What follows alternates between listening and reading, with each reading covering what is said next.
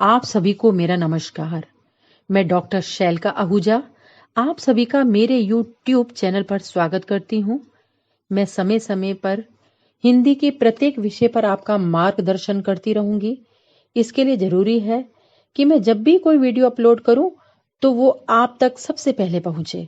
इसलिए आप मेरे YouTube चैनल को सब्सक्राइब करें और बेल आइकन को दबाना ना भूलें, जिससे कोई भी महत्वपूर्ण वीडियो आपसे छूट ना जाए और मेरी वीडियो को लाइक करना ना भूलें। पहली वीडियो में आपने समास की परिभाषा, फिर उसके भेद के अंतर्गत आपने अव्ययी भाव समास समझा, उसके बाद द्विगु समास समझा। अब आप आज तीसरा यानी द्वंद्व समास समझेंगे। द्वंद्व समास जैसे मैंने पहले बताया था आपको अव्ययी भाव में कि पहला पद प्रधान होता है, द्विगु में बताया कि पहला पद संख्यावाची होता है। ऐसे ही बच्चों द्वंद्व समास में पहला और दूसरा दोनों पद ही प्रधान होते हैं, यानी दोनों पद अपने आप में, उनकी दोनों पद की अपने आप में इंपॉर्टेंस है, दोनों पद प्रधान है।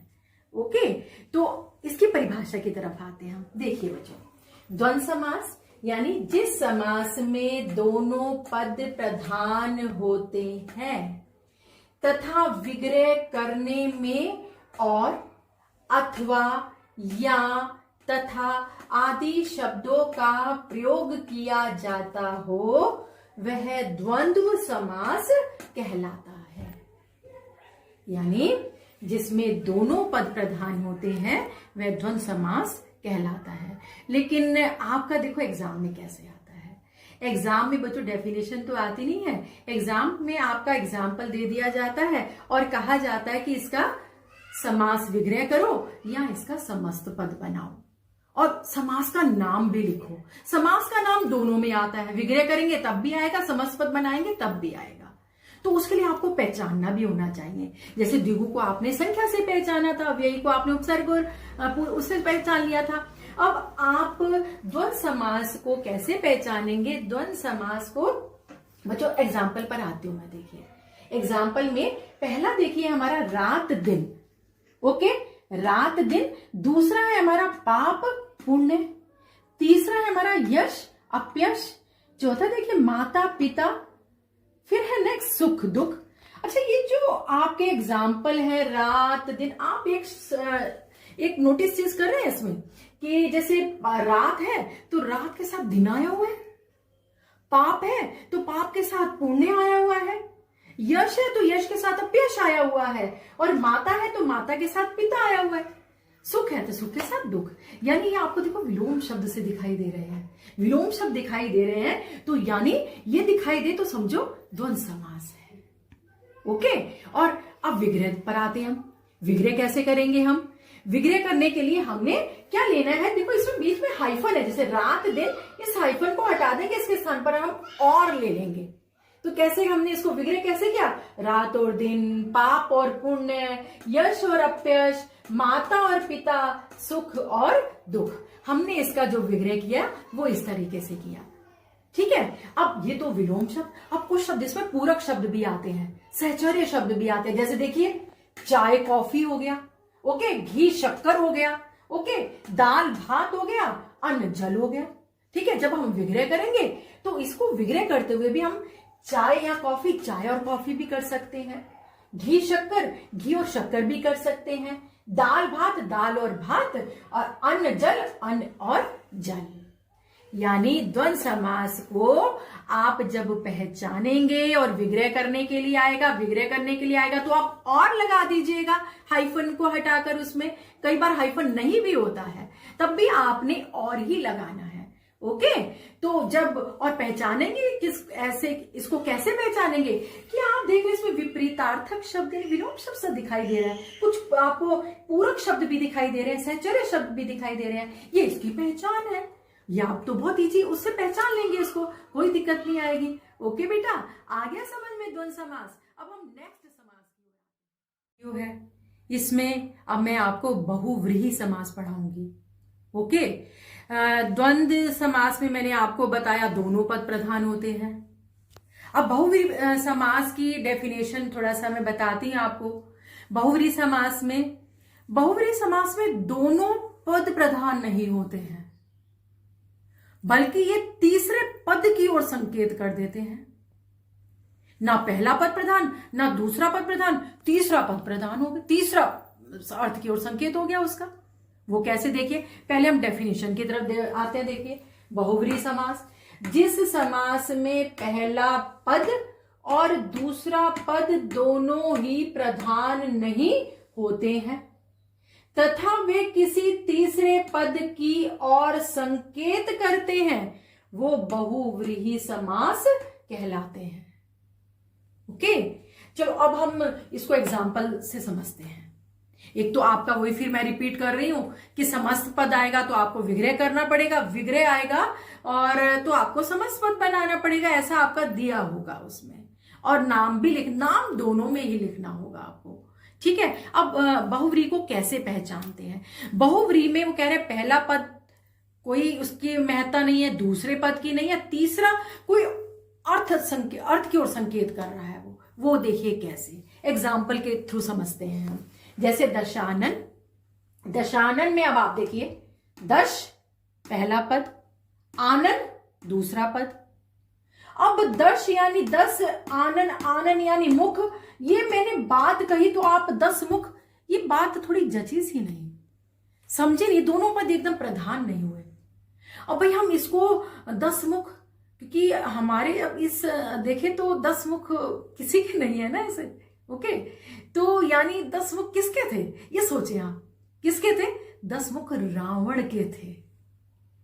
तो यानी 10 मुख ये तीसरे अर्थ की ओर संकेत कर रहा है। अर्थ यानी रावण, ये रावण आया और तब हमने जाना कि 10 मुख किसके हैं, वो रावण के हैं। और ये हमारा क्या हो गया, ये बहुव्रीहि समास हो गया। पहला पद इंपॉर्टेंट नहीं, दूसरा नहीं, तीसरा पद एकदम अर्थ को लेकर इंपॉर्टेंट हो गया इसके, है ना। तो ये और देखते हैं, और एग्जाम्पल की तरफ बढ़ते हैं हम।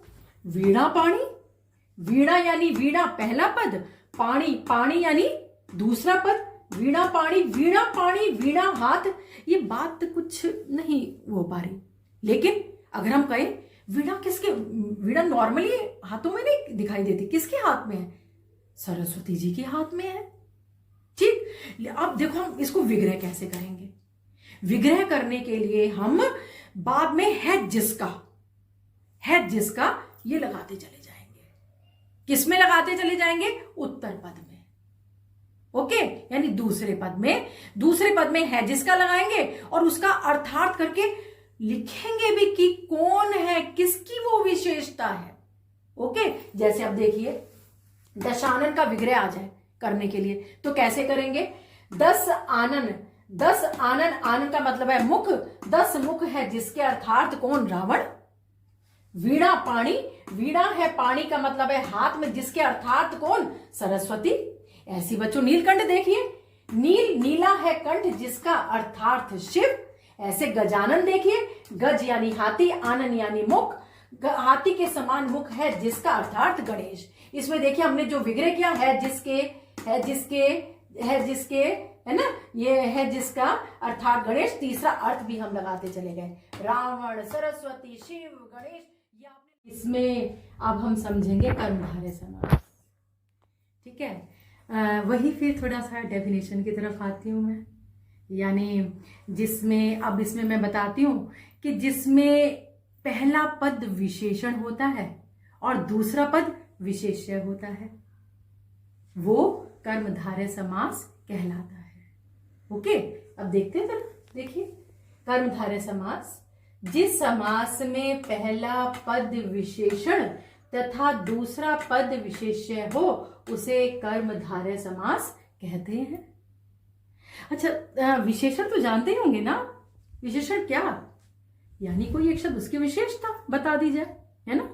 जैसे गाय, हमने बोला नीली गाय, तो गाय की विशेषता क्या है कि वो नीली है, ठीक है। यानी नीली हमारा विशेषण हो गया, गाय हमारा विशेष्य हो गया।